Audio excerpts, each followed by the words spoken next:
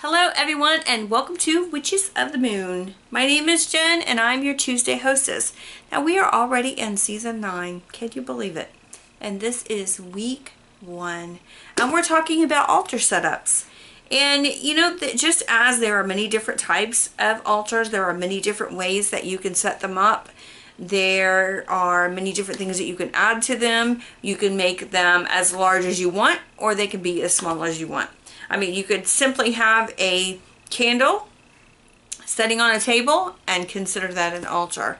You could have all pictures and call that an altar. You know, an altar is just some place where you can go. It's considered almost like a sacred space where you can go and just relax and connect to deity or your spirit guides or to your ancestors or totem animals, whatever it is that you happen to be working on. It's just a sacred place for you to go.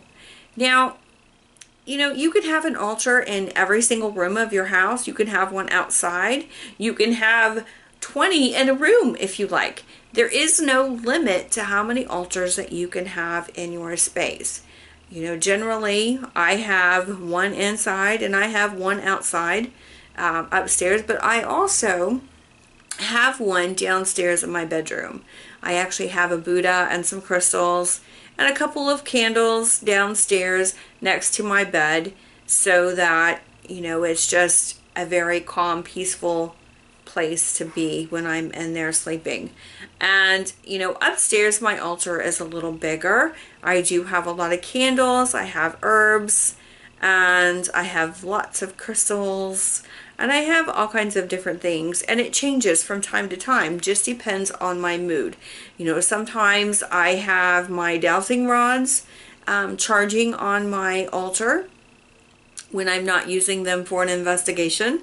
I do have my pendulums up here. I do have, you know, several different things, but it's not just one level. I don't just use the top surface. I actually use the wall space, and I also use the floor space.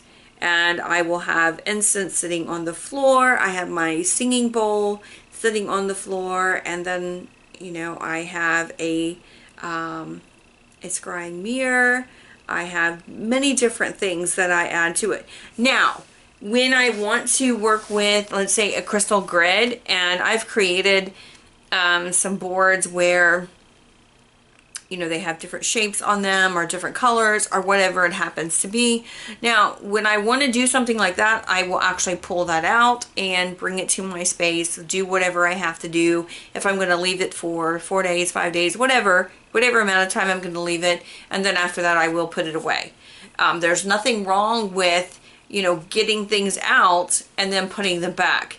Just as there's nothing wrong with setting up your altar whenever you want to do some kind of working, or you want to meditate, or you want to do a ritual, or you want to do a spell. There's nothing wrong with getting it out and then putting things away. Sometimes you have to. If you live in a small space, or you share a space with others that would not approve of what you're doing, or kind of frowns about extra things being out and about, then I get it. You have to put things away. But if not, you know, I mean, but even then, there are ways around that.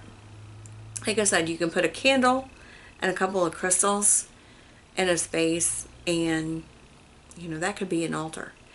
You can go outside and you can create a sacred space. I mean, I've seen some that are just absolutely gorgeous.